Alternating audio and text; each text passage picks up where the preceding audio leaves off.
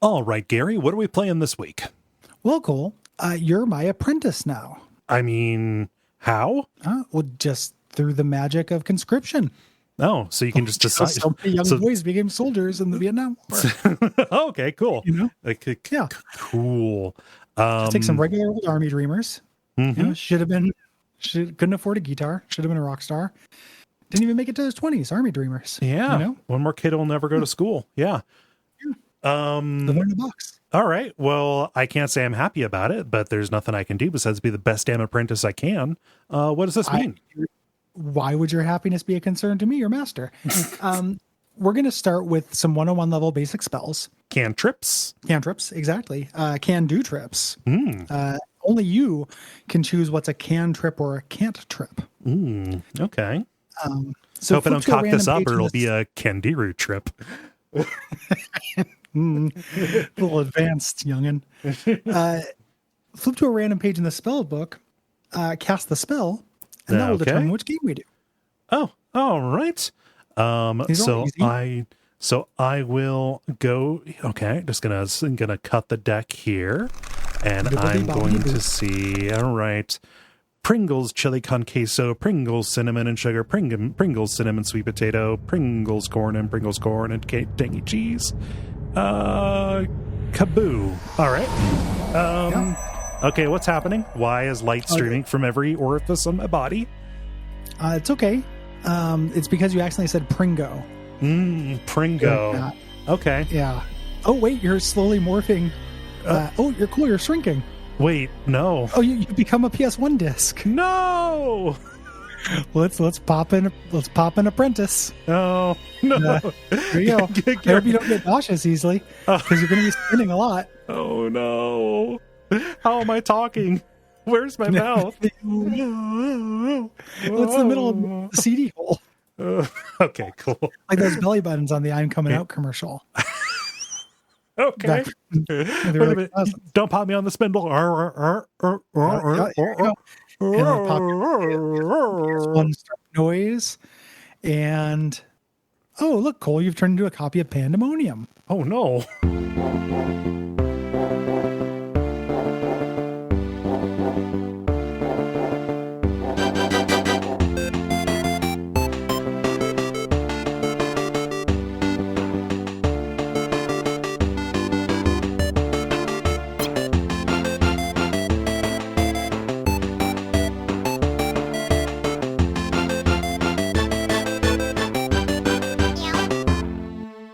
My name is Gary Butterfield. My name is Cole Ross.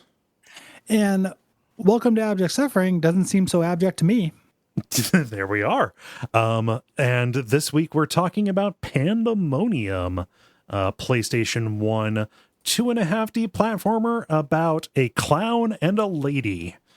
Mm-hmm. Yeah. And, the reaction whenever I have the see a 2.5D platformer, what does this do for the greater good? What does it do for the greater good? Oh, God. Is it supposed to be funny because it's alone?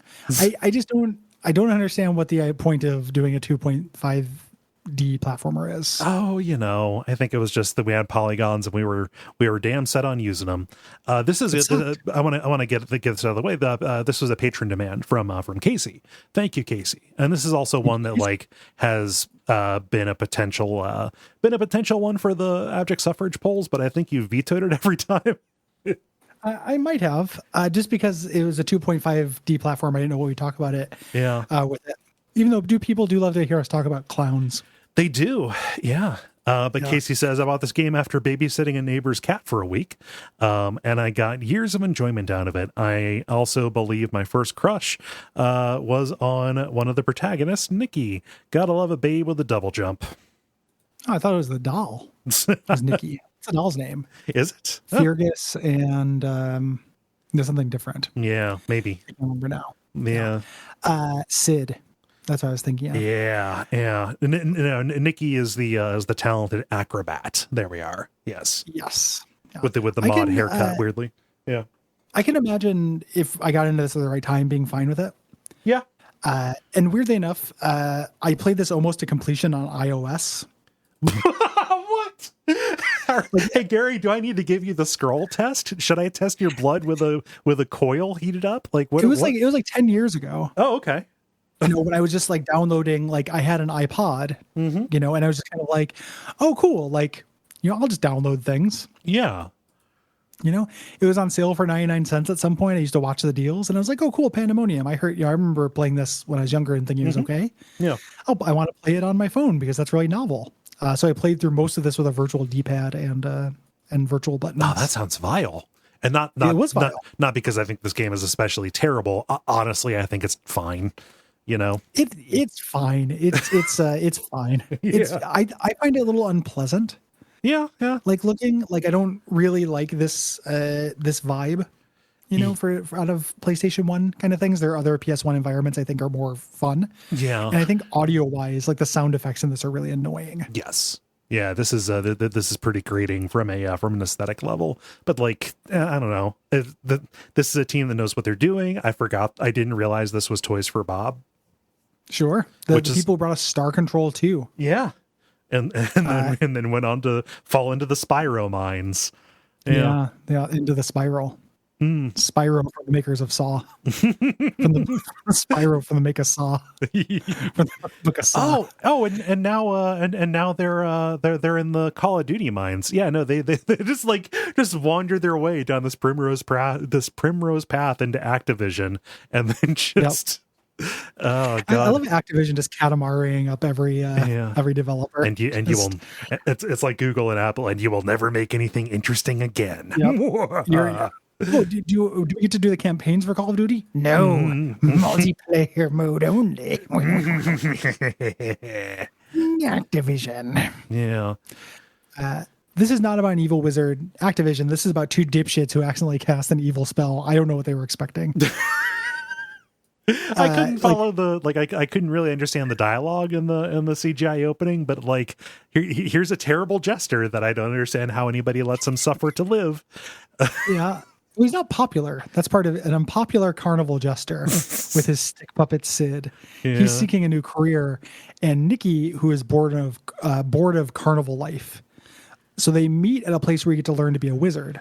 Right. That's fine. That's a we don't seminar. see that though. We see them sneaking off to a deck to just cast the Destroy the World spell for no reason. Yeah. Like this horrible clown and his horrible stick like goad her into it, and she's like, I don't know. And he's like, you should do it. And then the Sid's like, yeah, you should do it. I say we let him go. I say we don't cast the spell. Who can nay? So they just cast the big evil spell, and they're like, oh shit, now we got to go get a wish granted to undo this. Yeah. Like, where are you? Like, it's not that great of like, it's just them like unleashing a box of bees, on the town, and then they should have popped an H on the box so they know that it was filled with the hornets. Yeah, that's how you know. It's got hornets in it. Yeah. You can't get their honey. Delicious honey. Delicious sea clams that are stuck to the boat. You shouldn't be eating those. I watched that episode of It's Always Sunny and found out there are barnacles you can eat. Are there now? Yeah. Huh. There's like a specific barnacle that people like to eat. Huh. Yeah. But some barnacles are poisonous. I imagine. Yeah. I don't know. They just look gross.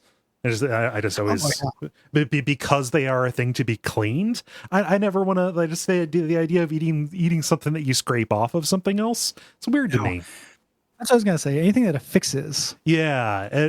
I don't want to boil up any scrapings. Yeah.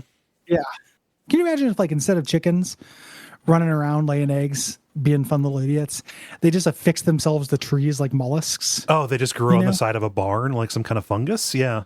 Yeah, like they don't grow. They just like climb up there and then they just kind of like, settle on in, and then they're just stuck in the corner. And you have to scrape them off with a shovel. Well, that's the gross thing about barnacles is they do grow. Like they've got like the little, like the little corals, right? And they just they take root and then just they calcify and then grow the shells out. It's honestly pretty unsettling. I hate them. Yeah.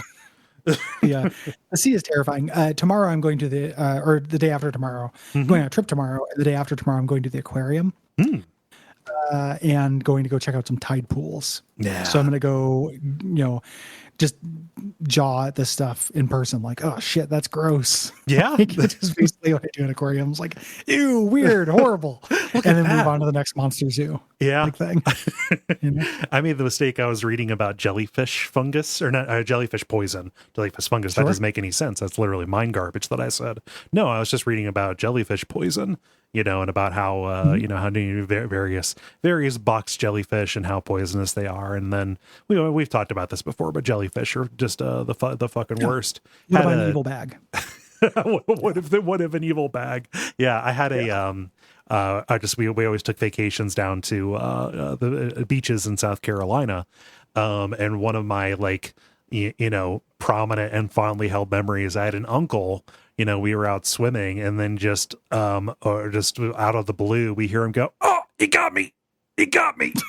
Oh, he got me!" Yeah. And is he still with us? Did you have to pee on him? No, he died. He was taken out by the riptide. We couldn't recover him. No, he's still alive.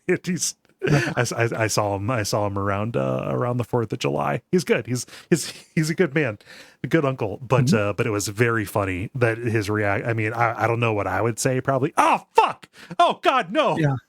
But yeah, I would be very scared of dying because they do respiratory paralysis sometimes. Sometimes, yeah. And that's a real scary, you know, thing to have happen. Yeah, but this was just, you know, he was just in a lot of pain and had to go to urgent care and all that, get you know, the anti-inflammatory stuff. But got me.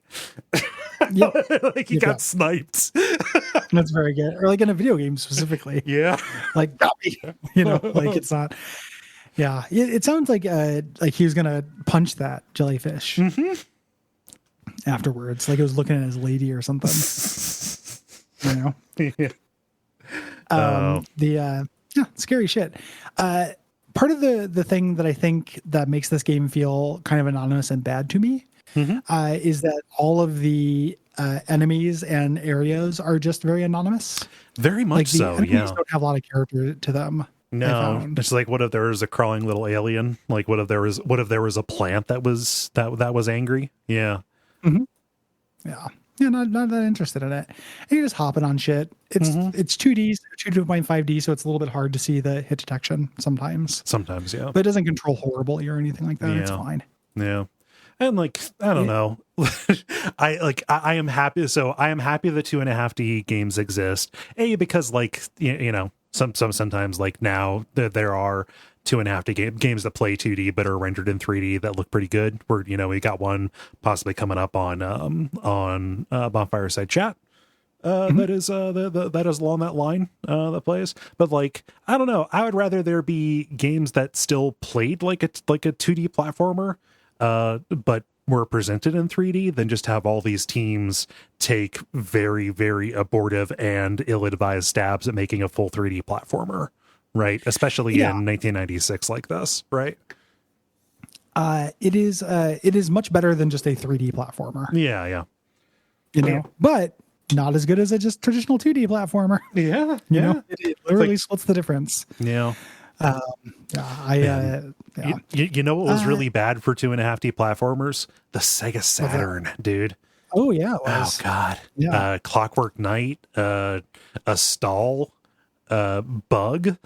Yeah, Bug. I had a buddy who had a Saturn, which we mostly just used to play Virtua Cop. Yeah. You know, and Daytona, and mostly just to listen to the Daytona song. Yes. But yeah, we did not, the platformers we had on that, Doug, my friend who had that, was constantly trying to convince us that they're actually as good as other platformers. And me and Derek were not having it. No. I was so excited to get my Sega Saturn, and, you know, famously disappointing system. I think that the most fun that I ended up having with the Saturn, because, you know, couldn't really afford games, but like there was a demo disc that had like a baseball game that for the demo was just the home run derby mode. Ooh. And like, why would I need the rest of the game? I'm just going to sit here and pop some dingers. Or do you want to hit some dingers? Yeah, I'm like, dingers. Come on, man. Dingers, please. So no, we just spent whole afternoons popping dingers. Yeah, I love to pop a ding. You know? Yeah, just next up at bat, Jim Tomey, Cal Ripken. Here we go. Gonna pop him. Watch out. Pop some dings. Yeah. The for a game called Pandemonium, did you think that more crazy shit might happen in this game? It was very restrained for something called Pandemonium to me. You move at a very slow pace for something called Pandemonium. It is like, bring me a crazy straw. I've seen crazier. Not that crazy. Yeah. Yeah. Yeah. No, that's too crazy. Bring me the biggest bill you can have. Yeah. Go into Little Caesars. This bread's pretty reasonable, actually. Yeah. Quit giving me responsibility and I want some Funyuns. Yeah. This has big responsibility and energy to the pace of play, I think. Mm-hmm. And just a very slow platformer. Yeah, very slow platformer. But, Gary, the characters sometimes say things or vocalize and make wacky noises. So that gets people on GameFAQs to say, oh, this game was funny. Yeah. Because that's what was required for a game to be funny. What they meant was it was verbal. Yeah. It had words at all. When in reality, the funniest game of this, specifically this era, was Road Rash 3D, because like you could just ride up on an old lady and whip her with chains, because it was fun. She had a walker. It was she got real upset, Yeah. I found the manual for this game. Oh, you did? Because I need to know more about this horrible wizard and things. And it's pretty obnoxious. They meet at the wizard Lancelot Castle and Bingo Pavilion and they meet, and Fargus is hitting on her immediately. It's like, what's your sign? And then his little doll's like, haba, haba. Yeah. And her response is, nice hat, fellas. Which is pretty weird to me. Yeah. As a thing. I don't know if the idea is supposed to be this is a romantic pairing, but they all seem pretty interested in each other. They do. Which I don't care for. Yeah, I don't. And also, like, he's a magical jester, and literally, if you're picturing this, she does not look like she belongs in the same work of fiction as him. She's just a lady. Run looks or something. Yeah, she's got the like I said earlier, it's like just a real mod kind of haircut, and that's about it. She's got a mod haircut and some mildly interesting tights on, stockings or whatever. Yeah, like a soft Joker, and he is like a regular Joker wearing Chuck Taylor shoes. Yeah. With a horrible little version of his head on a stick that is hornier than he is. He speaks for her. I couldn't tell. So, like, he's got that head on a stick. At a certain point, is there an emotional beat where he just says, "No, Sid is me. Sid isn't real. Sid just says what I wish I could say." That'd be incredible. I don't think so, though. There's very little like narrative content to this game. Yeah, you're just kind of set forth into a zone and then jump on it. But that would be a really good way to do it. But also, like, no shit. Like, if she treated that as a reveal, I'd be like, I knew you were actually horny and it wasn't the stick. Not today, stick. Like, when I said that, I was talking to you. Yeah. Because that's how you chose to address me, which is really weird. Yeah, grow up. Yeah, take responsibility. Fergus. Take responsibility for your actions, Fargus, or whatever. Say whatever you want because you have your head on a stick. Yeah. Like, that's clown shit, man. Well, I mean, I was about to say, lucky for him. Yeah. It's no good. If someone tried to do that to me in real life, I'd fucking take that stick and crack it over my knee. If that thing doesn't have Pez, if that doesn't have Pez in it, I'm going to be very upset.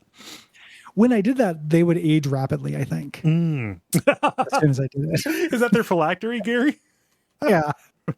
I think something horrible would happen to them if I broke that stick in half. But that's my goal in this situation. Yep. Oh, man. So I was disappointed when I jumped into this because kind of the thing that was on my index card of things that I knew about this game was that, this is a grappling hook game. Oh, for all the world, I walked into this thinking, at the very least, there's going to be a grappling hook. No, not the case. There must have been some other PlayStation era 2.5D platformer that had grappling hook to it. So I imagine my disappointment when one character has like a little magical blast that has limited ammo. For God's sake, stop putting limited ammo in your platformers. It's not good. And the other one just kind of has a button that has a Crash Bandicoot just go nuts attack. You know, Yeah. it was like, what if I went woo and damaged something that I'm was gonna next keep doing to this me? with my arms, and if you walk into it, Yeah, yeah, and then like, lady has a double jump. yeah. You know, the bosses in this, there's Shroom Lord, which is fine for the first boss, but the second boss is called Goon Honcho. I don't like that set of those words together. It doesn't sound exceedingly racist or It sounds problematic. it sounds unsavory. Like if somebody called me a goon honcho, I would sue them. I would take them to I would call the cops on them. I don't think honcho sounds good to me. Honcho. Yeah. Like I hear honcho and I think of the sex toy, the head honcho, which is it is a you know, a thing that you stick your dinger into. But dick sucking sleeve. Yeah, it's some kind of dick sucking sleeve. This is my throat. It's my throat that I have. It's called the head honcho. Yeah, something in an artificial sex throat. Yeah. Are you ready for the sex throats? fine, super wide, real sex throats. Yeah, you ever use one of those? No. Sex toy? No, I generally what God gave me has been sufficient. Not that I'm against it. It just seems like a lot of I don't know. I feel like we talked about this before, but like I've looked at like the manuals for some of them, thinking like, okay, what's involved in this or what have you. And it's just kind of like, all right, 20 minutes before, put it in some warm water so it won't be you know, so it won't feel like you're fucking a dead thing. Sure. And I have never planned that particular activity that far in advance. No, it just happens like lightning striking. Like it's just, gotta do it. It's, it's like somebody walking over your grave. Yeah. Otherwise your stomach gets real upset, you know? Yeah. I have a fleshlight that I've moved from several apartments that I haven't used in like years. Well, it's kind of like I have a lawnmower. I've got a push mower that something got in and ate out the fuel line, so it's useless. But I have no idea how to get rid of it. Yeah. Like, is there a municipal like waste site where I go? Like, how does one get rid of a fleshlight? It's too expensive to just toss in the garbage. Right. You know, it's a really weird value proposition. The whole thing, from purchasing it to using it to disposing of it, the whole thing has been kind of a nightmare. Mm-hmm. It's a real boondoggle. Can't get my hands around either end of it. Just like it's not. I'm so underwater here. I'm dead man walking. It's the making it not feel like you're fucking a dead thing. Like room temperature is warm enough for me. Okay. I don't need something to be hot to stick my dick in it. You know, Gary, just there needs to be such a specific context around this. I need to put in a fucking warning in between every sentence. I stand by that fully. Okay. No, but it's so that part didn't bother me. The worst part about it is I don't know about everyone else, but after I masturbate or orgasm in any sense, I'm not like full of chore energy. Yeah. And you have to go do a really time-sensitive, disgusting chore. Yeah. Immediately after using a fleshlight. Mm-hmm. Like it's almost like in a video game where you hit a button and then a timer starts doing where the door is going to close. You know? But I mean, because if that sets in, it's in, right? Like it, you know. Yeah, and it just gets grosser. You know, the more then you have to think about it and stuff. So you're at the absolute like the moment of like all the endorphins, flooding your brain. It feels really good. Mm-hmm. And then in my head, there's this little timer that's like, you got about a minute while this is you're not like literally just like pushing cold, spritz glue out of this thing. Right. It's like a comic book guy, trying to get rid of customers because his breakfast burrito is rapidly congealing. Right. Exactly. It rapidly congeals, and it's fucking disgusting. And then you wash it, which of course you do, and then you have to air dry it, which means you have to have like the interior, like it looks just like a freestanding colon, like basically it's a really disgusting little rubber insert. Yeah, and you can't pat it down because it'll get like dust and stuff on it from a towel. Yeah. get little fuzzies and shit. So you have to just air dry it. And it's so much, it's like a really annoying, disgusting, embarrassing chore that you have to do at the exact moment when I don't want to be doing chores. Yeah. I want to go to sleep. I want to go to sleep and get that momentary post-action regret. Yeah. No, never mind. No, not yet. I know regret. I didn't know what was coming after post action. It's like that post action, like, okay, well, I got to deal with this now, But then, no way, dude. Like that's a good feeling. Yeah. Okay. Yeah. Yeah. Like I bought a bunch of cheap wash rags, so I just kind of use a quick, quick swipe, and then I'm ready for bed. Yeah. Quick swipe. Yeah. It's very easy. Yeah. I mean, and it's funny. Anybody who has a vagina, or otherwise deals with, let's say, insertive implements is probably saying, "Oh, you fucking babies, come on!" You get just like, "Oh, I don't want to use a toy that I have to take care of." Here's the thing. I'm a man of the world enough to where I've taken care of a lot of those toys as well. Right? Like, it's not, I've definitely been around those, and it's easier. Okay.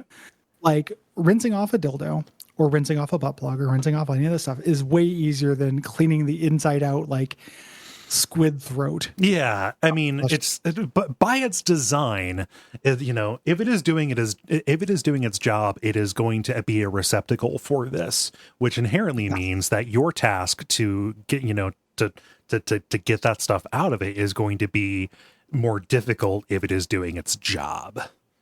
Yes. Agreed. Yeah. And the reason why we bring this up in this episode is if you unscrew the jester head on the stick, there's a fleshlight in there. Yeah. It's it's Sid. Like, can you imagine if you sold a flashlight with your face and you had to screw off your head to fucking neck cavity? No. Take that, me. take that, you goon honcho. Like, I'll fuck this goon honcho right in the neck. It's really weird that got past the ESRB. Yeah, you had to put in the code for it. Yeah, so yeah. It's like the Mortal Kombat blood code. Like, it didn't get past the ESRB. They snuck it. Laura Croft's there. Pokes your eyes out. Yeah. Yeah. Oh, man. What else about fleshlights? What else about literally, I have no judgment against it. It is the value proposition has never necessarily been there. I'm recommending against that. Yeah. I'm not happy with this purchase, and it is far too late for me to get my money back. Yeah. But though, I kind of sometimes wonder, and I'll poke around on sites. And eventually, the technology is going to get there, right? They're going to come up with some kind of polymer, and there's going to be some kind of like smart app integration that'll make it like, oh, this is the one, right? So it might be just like I didn't care about VR until the Oculus Quest, and I could do it with do everything without a cable, right? Yeah. There may just be like an innovation. We can probably solve we're going to find a technological solution for global warming. Billionaires will save us with carbon capture, right? Sure. And as a product of that, the carbon that they capture will be made into fuckable polymers that clean. Honestly, it's harder to keep them dirty than it is to clean them. Be a really good use for nano machines. Oh God, and yeah. It was making me think, like, what if we split the difference and I came nano machines? Oh man, and just if you spritz some gray glue, yeah. Spritzing gray glue, nano machine sun seeds. These are my nano machines, son. Nano machine potential son, yeah. Yeah, I think that would be really useful for a lot of reasons. I think it really would, yeah. Mm-hmm.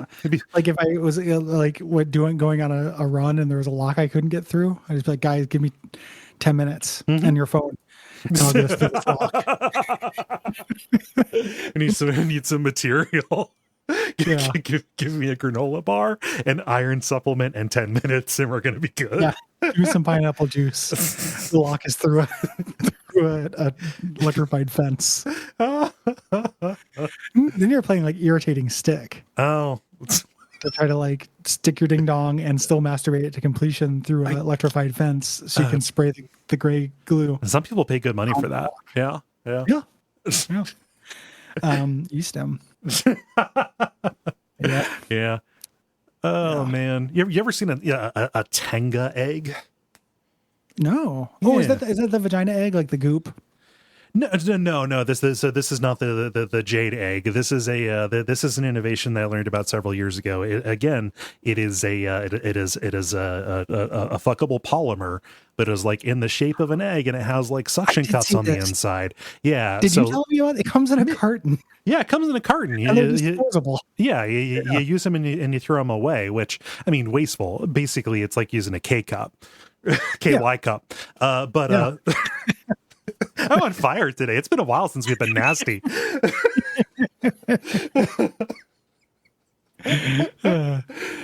Okay. Yeah, I have seen these things, and it wasn't you who told me about them. No.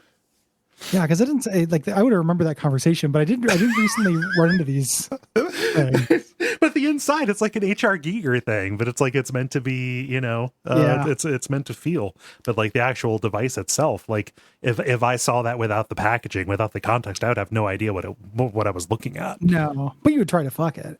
Of course. Yeah, it's a jelly with a hole. These are attractive when they're still in the package. Oh, of course, yeah. Like what a classy little sex thing. Like you put it in your fridge. It's respect. You know? Gary, leave it at room temperature, please. Yeah, or you replace like 1 out of every 6 eggs in an egg carton with a Tenga egg. Or you do like Tenga egg roulette, where you pick an egg blindly to fuck. Oh God. Like sometimes you just get staph and sometimes you get a orgasm. Yeah. You know? Oh God. The clicker, the misty, the shiny, and the lovers. There's a bunch of different brands of these. Yeah. I'm interested in the Last of Us series. In the Twister. Ooh. Wavy clicker, spider, twister, stepper, silky, thunder, crater, misty, cloudy, shiny, surfer. Mm-hmm. Yeah, and then so those last ones from Thunder through Surfer, those are hard boiled for strong sensations. Oh, that's good. It's pretty great, right? Yeah, I'm pretty into this. Yeah, so if the fact you toss them, again, horrible for the environment. Yeah, if you want to be an especially horny Captain Planet villain, then fucking go for it. Yeah, just the one Captain Planet going around replacing these egg cartons with fleshlights. Yeah, reusable and convenient fleshlights. Yep. Step 1, remove film. Step 2, open egg. Step 3, remove lubricant. Step 4, apply lubricant. Step 5, insert enjoy! Exclamation mark. Exclamation point. Can I offer you an egg in these trying times? Can I offer you an egg in 10 minutes alone, sir? Yeah. Don't mind if I do. And I love the little asterisk here. Though small, the super stretchable elastomer can drastically expand for a snug fit, regardless of your size. Yeah, well, just so people aren't just like looking at this and being like, no way. Yeah. You know, I don't want to be insulted by this small egg. Yeah, no, give me a big one. Give me an ostrich egg, please. Give me an ostrich fuck egg. Yeah. I like fuck ostriches. Oh, they do have a reusable. They've got the Flip Zero, the Flip Hole, Gary, the Flip Orb. Ooh. What is the Flip Orb? Open up a private tab. Flip Orb is. I don't think that's a super cool mystery that your voice made out to me. Yeah, you got the spinners. Yeah, they've got all this. It's a spinner is very creepy. In my experience with silicone that you can put your dick in, a lot of these like the sensations and rivulets on the inside, like you can feel whether they're there or not, but you can't feel to the degree that like, oh, this rivulet is better than that rivulet. Right. It's just it's like a lack of sensitivity in my ding dong, but like I've always thought a little bit that was like putting on airs, you know. How? Oh, so this fuck egg thinks it's special, huh? Sorry, not the egg. I mean, when people are just like, "Oh man, like I can totally feel the putting on degree airs. of sensitivity. Like this has this kind of HR geeker nightmare, but this one has this kind of HR geeker nightmare inside." This is your buddy who says he can tell the difference between M&M colors just by taste. Come on, stop. That is a good analogy. That's exactly what I mean. Yeah, And then when I've been with ladies and was a kid, and because a generation of Leisure Suit Larry games taught me about ribbed for her pleasure condoms, right, and then would pick them up, and I'd be like, "Is that different? Is this real good, baby?" And I'm like, "No." Yeah. It basically felt like a condom with a fingerprint. I can't feel that degree of sensitivity. It's the motion of the ocean, not the barnacles on the ship, hon. Yeah, like just looking at me like a complete fucking dumbass. Like, no, are you fucking 12? Like, I can't feel the difference between this, you fucking idiot. Why did I ever agree to fuck you goddamn idiot? I'm fond of the Tenga Krista series. These are those turn to butterflies when you come in them. I mean, after 9 months, yeah, it's real creepy. Human butterfly. It's under the reusables, I think. Or maybe under disposables. They look kind of like Employee of the Month awards. They're clear, they're transparent. Okay. But they've got a base, and the base looks like it has like a number one bowling team kind of engraved plate on it. But it is clear, so you can see through and see the texture that is available that avails itself to you on the inside in the Tenga Krista series. I don't think I want to see my ding dong moving in and out of it. It'd be a little too much information for me. Yeah, I prefer a black box experience. Like I go in. Please don't say box. Yeah, the cum comes out, and that's it. Yeah. Yeah.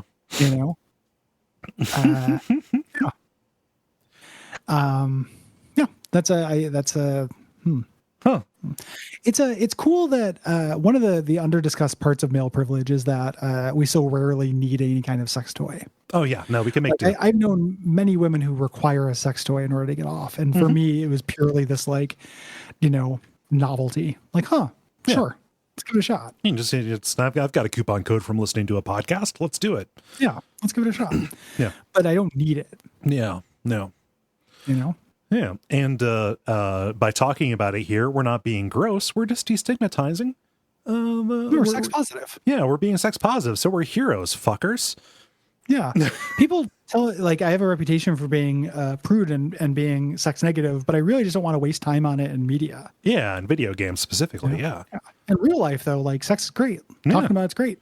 I just don't want a video game to be here are these two real dolls awkwardly rubbing up against each other, and one of them is telling you that it's boyfriend. Yeah. Doesn't that make you feel good, player? I think that shit sucks. Yeah. But in terms of real life, go for it. Yeah. It's cool. God, just the sculpture. I'm getting lost on those. It's been a while. They've really start picking up some just for aesthetic reasons. Just put them up on my shelf. Yeah. Just become a collector, a very weird and specific collector.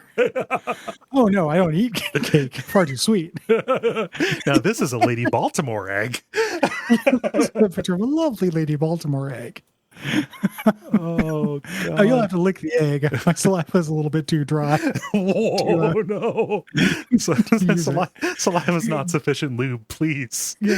Grandpa Sex Egg Cole is a gross new challenger in the Cole Olympics. A gross new challenger. Oh God.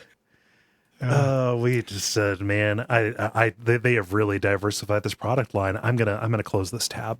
I'm gonna close that incognito window. Yeah, good on them. Yeah, it seems like they make a quality product. We're not sponsored or anything. We're just fans. Yeah, but we'll take as many free eggs as you can give us. Oh God, yeah, keep them coming. If you're somehow listening to this and you create the orgasm egg, please provide egg. Yeah. Need egg. That's my wets. Give egg. Need egg.